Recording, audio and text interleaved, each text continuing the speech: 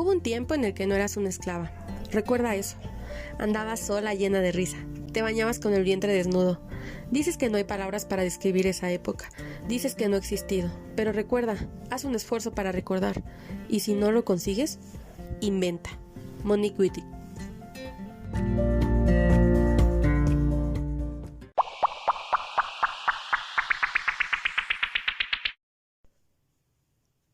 Hola a todas, bienvenidas a Lisístrata. Hablo porque soy libre.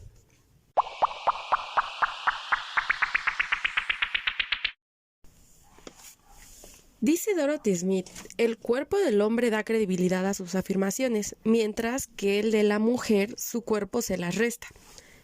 Ok, esta frase de Dorothy Smith podría contener el hecho de que de estas categorías de sexo, hembra-macho, hombre-mujer, que se nos asignaron según nuestras características físicas, que de alguna forma han impactado en nuestra vida. Ahora, en el discurso actual de la academia, ya sexo y género lo unieron cual si fuera lo mismo, y se asumió que tienen las mismas bases, y pues no, tienen bases diferentes, por lo tanto significaciones diferentes, y las implicaciones no necesariamente son tan diferentes, porque entendemos el género como un conjunto de características comunes. Son y no son diferentes. Y bueno, vamos a ahondar un poquito más al respecto en este capítulo. Entonces, entendemos eso, el género como un conjunto de características comunes. Las mujeres, como el sexo, de esa forma lo podemos entender como un género. No quiero confundir en lo que estoy diciendo, yo sé que no es lo mismo. En el sentido de que, el sexo tiene que ver, o normalmente se pensaría que tiene que ver con nuestras características físicas, senos, vulva, cierta tendencia a almacenar grasa en lugares del cuerpo o de la cuerpa, en una apropiación desde el lesbofeminismo. Las hormonas funcionan diferentes, entonces, tenemos nuestras corporalidades que tienen cosas en común. Las de las mujeres, la vulva, las nalgas, las hormonas son similares, parecidas, por no decir iguales. Obviamente cada una puede haber variaciones, ¿no? Pero básicamente es eso. Entonces lo entendemos desde ahí. ¿Cuál es la siguiente parte? Una vez que entendemos esto, entendemos que el género que se ha asignado, ya hemos hablado de esto en capítulos anteriores, cuando hablamos un poquito del origen sexual para tratar de explicar cómo lo que entendíamos por sexo, lo que como humanidad hemos estudiado que es. Entonces, desde ahí entendemos que ha habido clasificaciones. Esas clasificaciones se dan según sus funciones. Hablábamos, ¿no? Sí, es cierto, según lo que comen, según dónde están, las necesidades que tienen, la forma, los procesos de cada una. Eso es cierto. Sin embargo, también hay que entender que estas clasificaciones son producto normalmente, o por no decir siempre, de una guerra. Vamos a dejarlo desde ahí. Esto, ¿quién lo dice? Tenemos a Monique Wittig, que habla de la clasificación sexo como entendido como esta clasificación se dio como una pérdida de la guerra entre, en este caso, mujeres y hombres. Vamos a hablar machos y hembras. Una guerra universal, no estamos hablando de algo así, estamos hablando de diferentes momentos, pero la clasificación en el mundo occidental, en el que entendemos, se da después de esto. ¿Por qué se da desde un planteamiento no de iguales, sino desde una jerarquización? Entonces, entendiéndolo desde ahí, la clasificación es el resultado de una guerra. La jerarquización implica una opresión sobre un cuerpo material. Entonces la clasificación está basada en este cuerpo material. Entonces entendemos a las mujeres como una clasificación dentro de esta guerra que hay.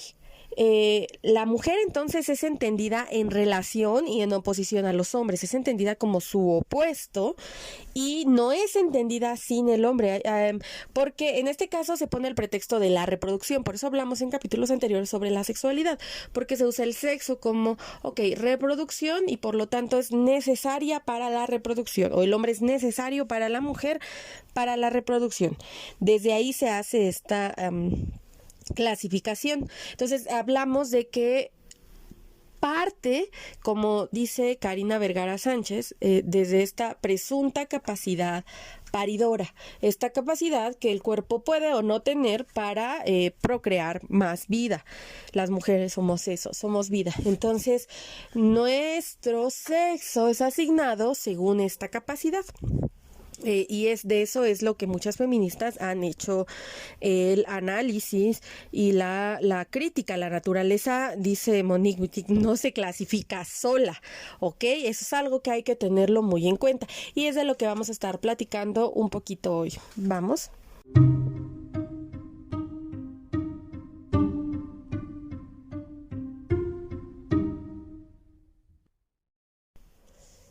Las pensadoras feministas consideran, bueno, no todas, pero sí varias de ellas. En este caso, por ejemplo, bueno, yo les recomiendo escuchar si quieren aprender más sobre feminismo a Menstruadora, su podcast. Está también acá en Spotify y creo que también está en iVoox. Ella tiene muchísimo más datos teóricos si es que quieren aprender al respecto. Pero bueno, partiendo desde esto, y no solo ella, tenemos por ejemplo a Susan Cairns con Lesbian Origins, y bueno, este análisis que se hace desde cómo aprendimos a socializar las mujeres, de verdad, ya sabemos, porque lo sabemos, que no somos complemento de ellos, porque es parte de nuestra intuición, porque desde que nacemos, aunque nos cuentan este cuento de que ellos son la otra parte, siempre hay una partecita en una vocecilla dentro de una que te dice, no es cierto. Digo, cuánto la escuchamos o no, la dejamos crecer o no, desarrollarse o no, eso ya varía en cada caso, ¿no? En mi caso, yo, por ejemplo, la escuché mucho tiempo, luego la ahogué, luego medio no se cayó y qué bueno, y bueno, cada una tenemos nuestra propia historia al respecto, pero bueno, ¿de dónde parte esto? Parte de pensar y observar cuando nacemos, ¿quién nos alimenta? ¿Quién nos cuida? Es nuestra madre, es desde la madre, desde donde aprendemos a socializar. Digo, en este mundo patriarcal, por ejemplo, en el lenguaje de los hombres, en lo que ellos han inventado, tenemos a Freud, que hablaba, ¿no? También lo pueden observar, ellos lo saben, siempre lo han sabido. Es esta relación con la madre, porque también la tienen ellos cuando nacen, solamente que conforme vamos creciendo, hablan, ¿no? En el psicoanálisis se habla esto, la identificación, ¿con quién te identificas? Y es que no pensándolo desde ahí, es solamente una mención, pero vamos a observar desde dónde nos observamos como mujeres, quién tiene un cuerpo que eventualmente nosotras también tenemos, pues nuestra madre. Entonces, desde esta relación origen parte esta idea de que muy probablemente, así como hablamos en el capítulo de las bonobas, al igual que ellas, esta relación primordial es con la madre y por lo tanto eventualmente se traduce hacia otras mujeres, esta relación con otras mujeres en relaciones lésbicas, que bueno, la palabra lesbiana y las relaciones lésbicas es algo que es muy mal entendido o más bien entendido de tantas formas, pero muy, muy denigrado. Tenemos, la palabra lesbiana viene por Safo de Lesbos. Safo de Lesbos hay registro de ella en el año 600 antes de la era cristiana. Estamos hablando de hace unos 2600 años más o menos, pocos años más. Pero que tenemos el registro de esta mujer que vivió en la isla de Lesbos, Safo, esta poetisa que, bueno, ya hablaremos de ella y de la lesbiandad más adelante, pero que tenemos registros hasta allá van y seguramente van todavía más atrás si los hubiera, y seguramente los hay, de relaciones de sociedades, ¿no? Bueno, sí las hay. Observamos, por ejemplo, el culto a las diosas. Las primeras diosas que se adoraron en el mundo, bueno, eran estas energías, pero tenían que ver con lo que se consideraba, o sea, la primera materialización fue de una mujer. Tenemos a las Venus de Winder, ay, no sé pronunciarlo bien, pero bueno, estas figurillas con tetas, con vulvas, con nalgas muy marcadas, que tienen muchísimo más tiempo todavía de antigüedad, van de miles de años para atrás, creo que hasta 30,000 años atrás, nos hablan de esta adoración, ¿no? Hacia el cuerpo de la mujer, hacia el cuerpo sexuado de la mujer, entendiendo a la mujer como vulvas, teta, nalga, capacidad para parir o presunta en caso de que no decidiera hacerlo. No era, a lo mejor antes no era una obligación, es probable. Tenemos también, por ejemplo, en el Neolítico todavía llegan mujeres como las vikingas, fuertes, guerreras. Tenemos que en la invención de la agricultura, que son los orígenes de lo que se entiende por humanidad en este mundo patriarcal, la agricultura, las primeras sociedades sedentarias, las mujeres, por ejemplo, tenían en sus brazos fuerza, dicen que una musculatura 30% más grande que una mujer actual activa y 16% más que una remera profesional. O sea, estamos hablando de mujeres fornidas, de cuerpos grandes, no de cuerpos frágiles. Entonces, no es como que el hombre metiera a putazos como lo hacen ahora, ¿no? Nos han hecho un cuerpo más débil. ¿Podemos recuperarlo de otras formas? Sí, es recomendable. Yo lo recomendaría, en lo personal me cuesta mucho trabajo, pero sí creo y sí es algo que recomendaría y que me recomiendo constantemente, a ver cuándo me tomo la recomendación de empezar a llevar este cuerpo todavía.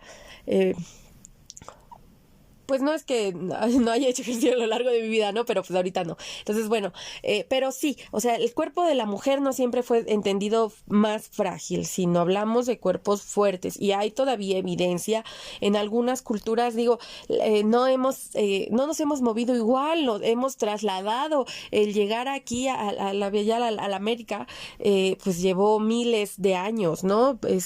No fue de un día para otro, más o menos nosotras salimos probablemente de África también, y después a lo mejor otras salieron, no, sí, se cree que fue en África, pero bueno, hubo también en Oriente, hubo en otros lugares, hay evidencia, ¿no? De que hubo más humanidad de lo que entendemos, más que los Homo sapiens, estuvieron los hombres de Neandertales y otros homos que no recuerdo ahorita, pero bueno.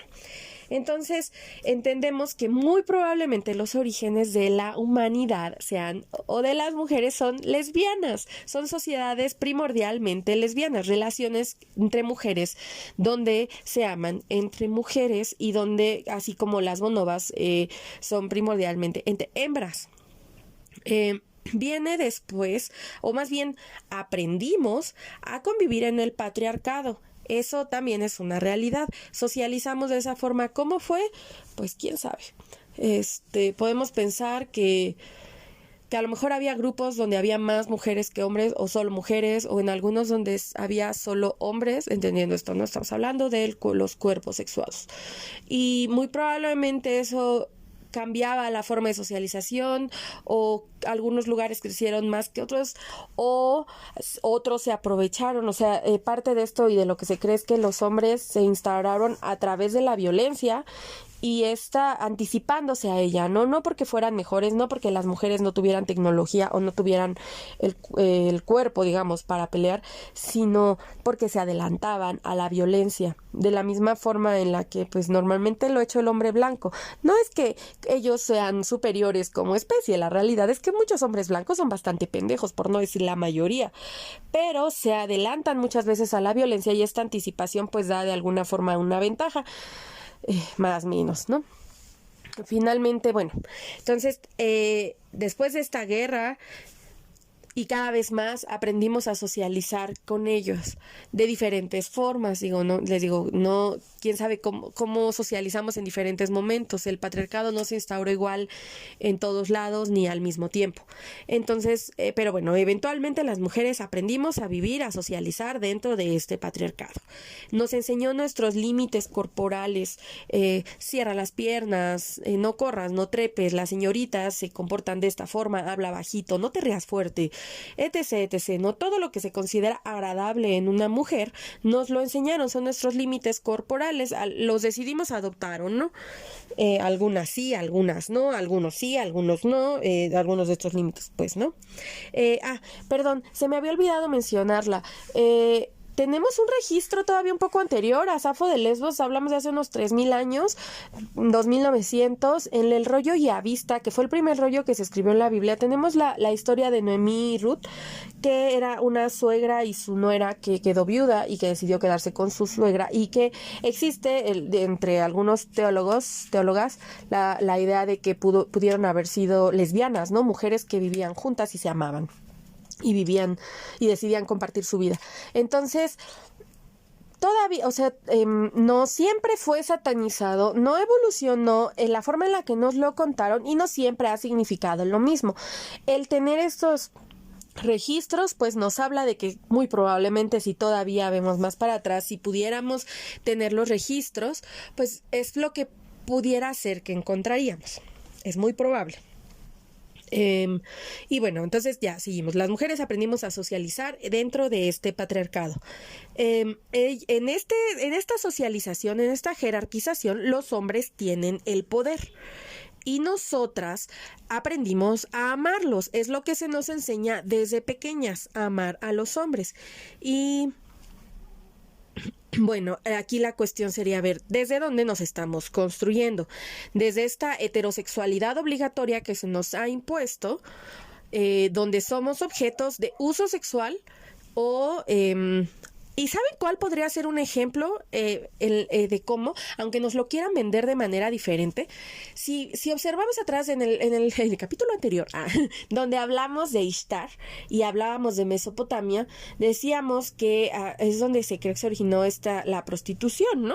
Esta idea de la prostitución se veía como algo sagrado, el sexo a lo mejor entendido desde la estética, como algo, situación de placer que conectaba con el universo y lo que fuera, pero era un uso sexual que se le daba a las mujeres. Las diosas, Ishtar, por ejemplo, se tenía que bañar para recuperar su virginidad. La virginidad en la antigüedad, en el mundo antiguo, desde la historización que han hecho los hombres, pues la virginidad era vista no necesariamente como esta abstención sexual por completo, sino no tenerle hijos, no parir hijos. Tenemos las vestales, por ejemplo, que era un voto de virginidad, pero en este sentido de no van a tener hijos, pero no significaba que no participaran, por ejemplo, en las fiestas saturnalias, en las orgías. Entonces, el uso sexual, más bien, las diosas fueron concebidas en la masculinidad desde donde se ata su sexualidad, como son vírgenes. Es importante que sean vírgenes, porque la mujer que no es virgen, entonces es propiedad del hombre, porque el hombre la posee por su sexo. No sé si me estoy debrayando, si me estoy explicando, pero pueden dejarme después comentarios en Lisista Tablo, porque soy libre en Instagram. Sí, no se entendió. Y bueno, entonces desde ahí, desde la heterosexualidad obligatoria, somos objetos de uso sexual. La mujer está, pues, para coger, ¿no? Y, bueno, la pregunta va a ser, ¿desde dónde nos vamos a pensar? Seguimos.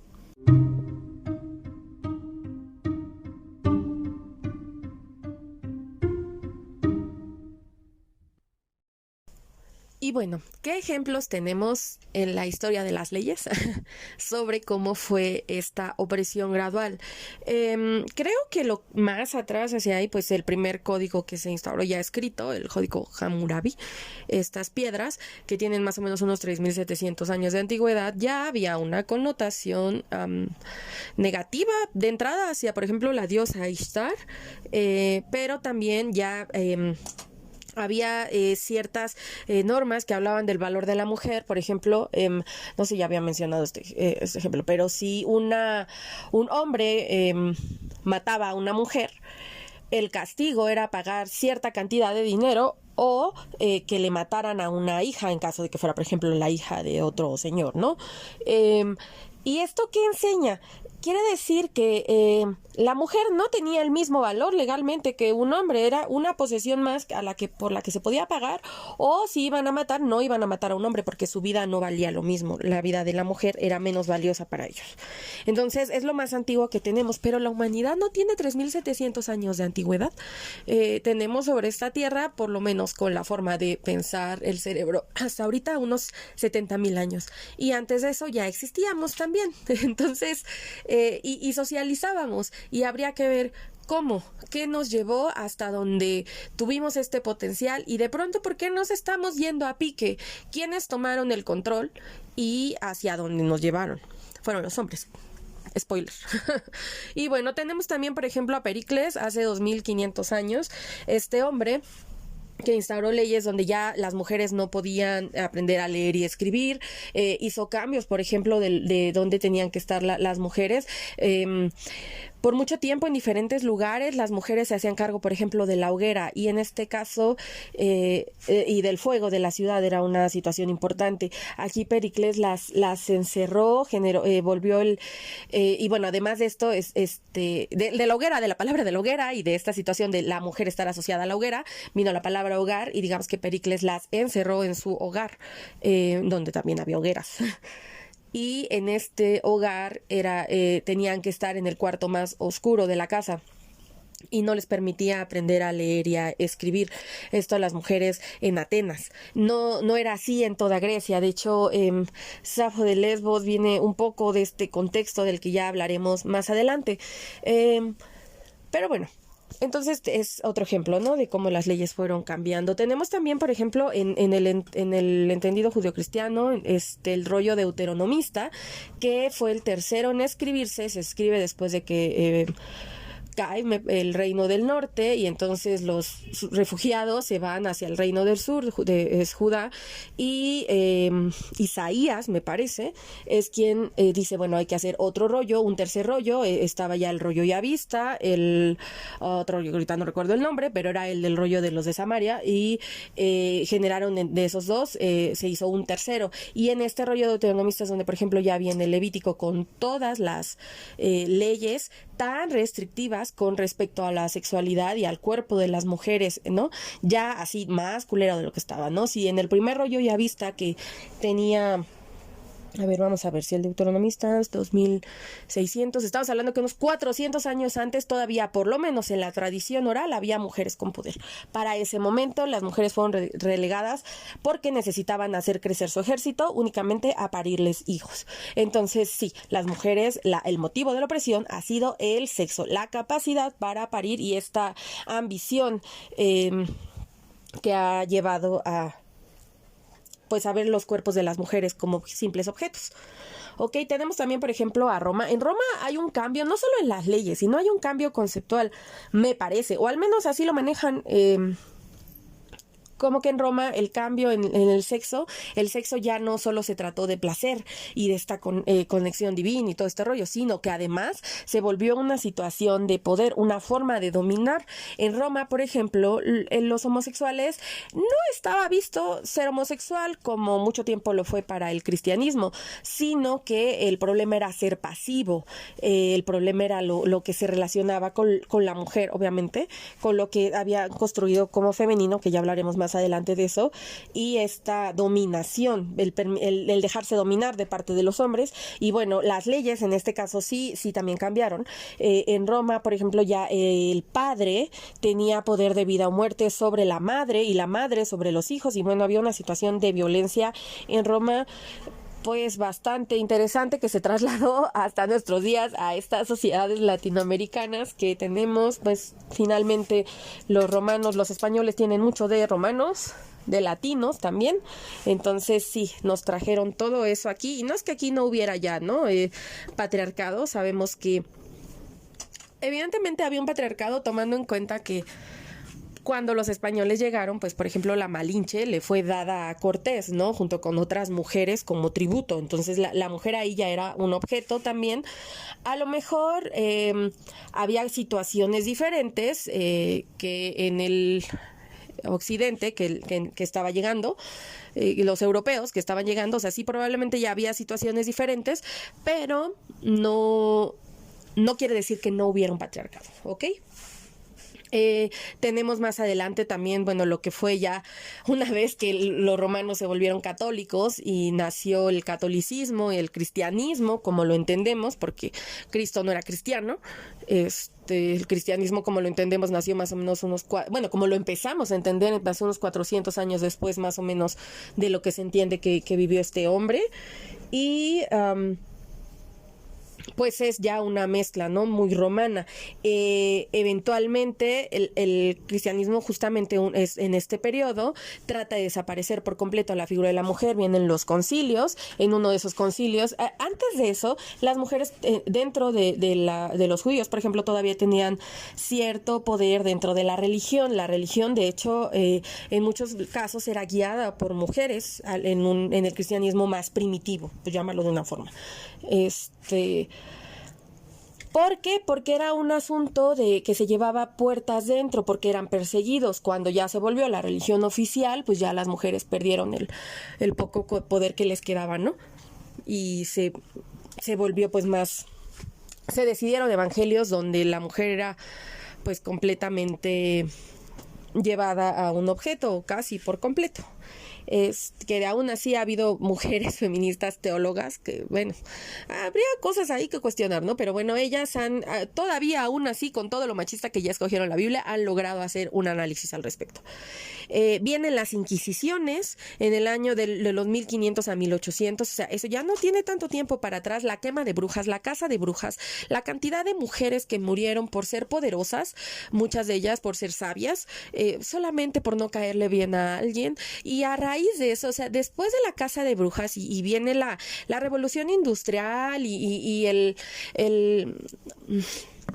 bueno, el capitalismo ya había echado sus semillas desde antes, ¿no? Pero digamos que empezó a avanzar cada vez más rápido con la revolución industrial.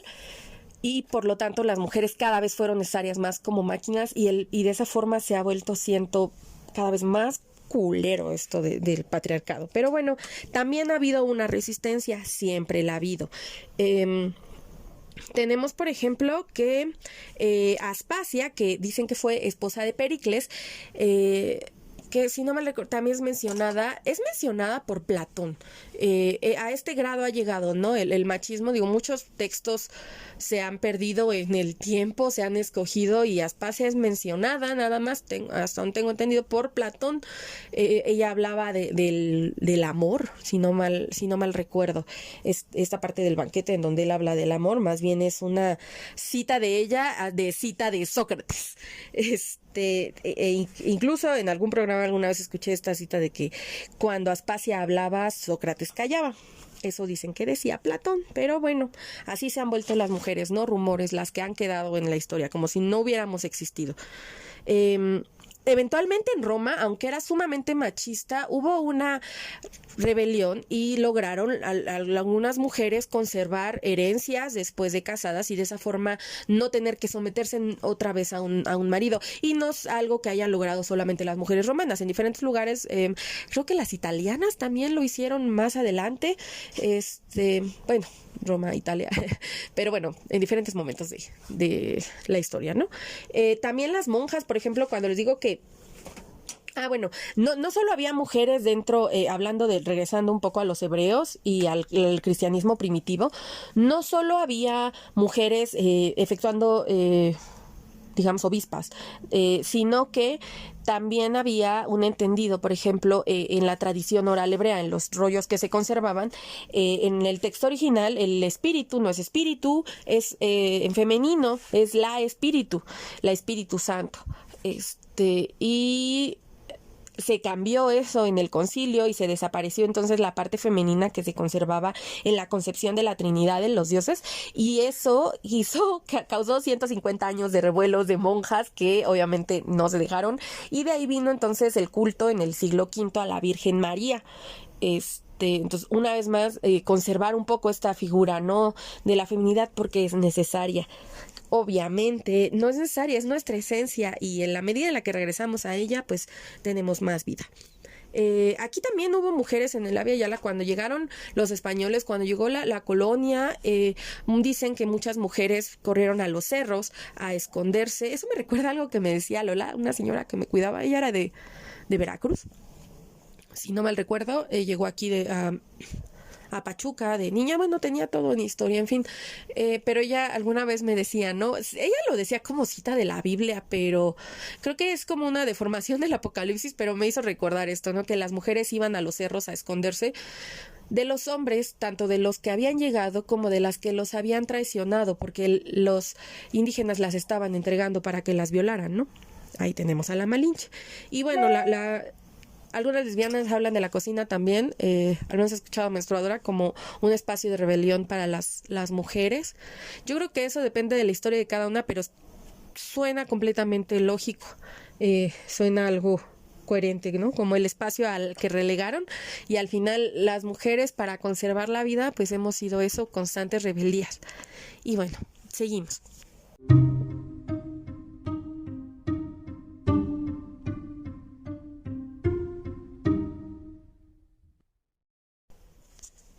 Y bueno, en este circo del horror que ha sido el patriarcado capitalista después, pues nos encontramos con el género femenino. ¿Qué es eso? En algún punto pasó de entenderse el sexo o a mezclarse los conceptos de sexo y género.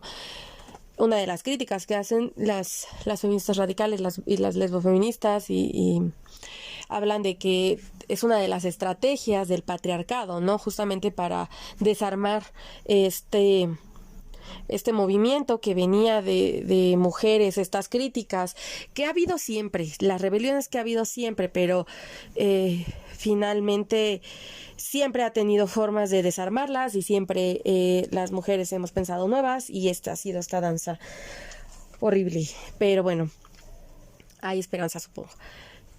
Tenemos la feminidad. La feminidad es lo que en algún punto se entendió que es igual a ser una mujer. Una mujer es femenina. Si una mujer, sí, eso es a lo que se refería. Y la cita más famosa y que utilizan muchos queers es esta de Simone de Beauvoir, ¿no? De la mujer no nace, sino que llega a serlo. Ya no recuerdo textualmente la cita, pero bueno, esta es muy famosa, es muy usada para decir, ¿no? Casi de que cualquiera puede hacer de su imaginación lo que quiera con respecto a ser mujer, pero pues no. Si se toman la molestia de leerla, aunque carente de crítica en algunos aspectos, lo cierto es que Simone de Beauvoir abre este panorama un poco, a lo mejor en ese mundo occidental, para explicar el cómo es el cuerpo de la mujer el que ha determinado, digamos que algunos los aspectos en la forma en la que se le socializa, se le entiende, ¿no? A lo mejor lo hace desde un entendido como complementariedad todavía. Eso es criticable, pero bueno, vámonos al punto. Ella no estaba hablando de que la mujer era el producto de la imaginación de alguien, sino hay una corporalidad y a esta se le atribuyen conceptos, ideas, preceptos de lo que debería ser esta mujer, y a esto se le ha llamado feminidad. Pero la feminidad, hay una cita que les voy a leer de Margarita Pisano, una radical que dice así, la feminidad no es un espacio autónomo con posibilidades de igualdad, autogestión o independencia, es una construcción simbólica y valórica, diseñada por la masculinidad y contenida en ella como parte integrante. La feminidad la inventaron los hombres. ¿Ok? Bueno, esa última frase la digo yo. Es básicamente lo que está tratando de decir Margarita Pisano, que la feminidad es algo que ellos inventaron, lo inventaron con esta idea de que es algo que les complementa, pero a ellos les encanta. Obsérvenlos. ¿Quiénes les fascina el maquillaje? Y nos la han impuesto, ¿no? Como a ellos les gusta, pero, y digo, no es que haya mujeres a las que no les gusta el maquillaje. Esto, no quiero entrar en una discusión de, a mí sí me gusta, porque dentro del privilegio, pues hay un montón de cosas que nos pueden gustar que no necesariamente son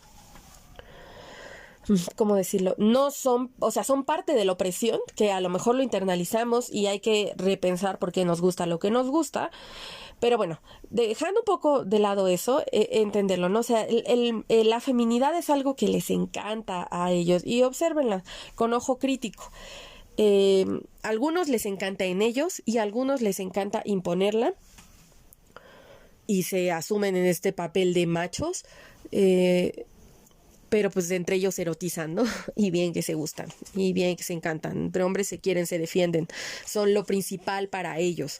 ¿Quién no ha estado con un güey que su amigo es lo máximo y una no existe?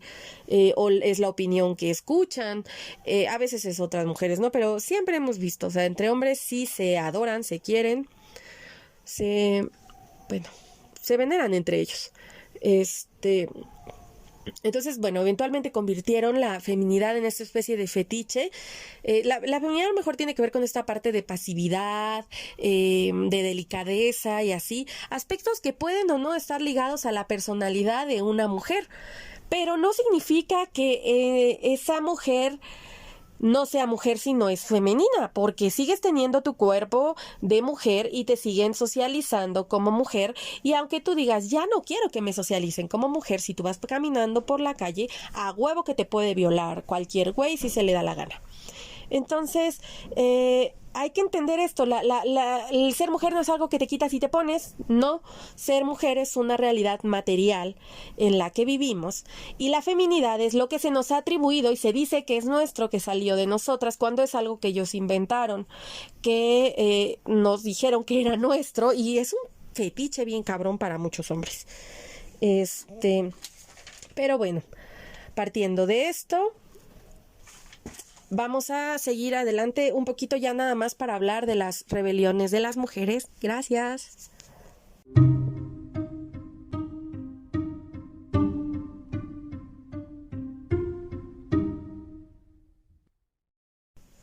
Y bueno, ya para cerrar, ya hablamos, ¿no? Hoy sobre las diferentes formas en las que las mujeres se han rebelado, y hay muchas más seguramente, y tantas como mujeres, porque todas encontramos alguna forma de rebelarnos de esto. Y algunas cedemos, en otros. Es una situación compleja, la verdad. Descubrir en mi caso, por ejemplo, descubrir en dónde ha estado, dónde estoy yo, dónde lo aprendí porque sí quería aprenderlo, y dónde a lo mejor fue algo para tener cierta validación dentro de este mundo patriarcal y así, pues híjole, es mucho trabajo, ¿no? Y es un proceso. No sé, no puedo hablar como de un progreso, decir, sí hay una meta, porque creo que no debería haberla para todas la misma, porque todas venimos de contextos muy diferentes. Pero sí creo que es importante que nos hagamos un cuestionamiento, cada una dentro de nuestros propios contextos, dentro de nuestras propias realidades, escuchando a las mujeres en nuestra familia, escuchando a nuestras amigas o observando a las mujeres a nuestro alrededor, observándonos a nosotras mismas, observando cómo nos relacionamos.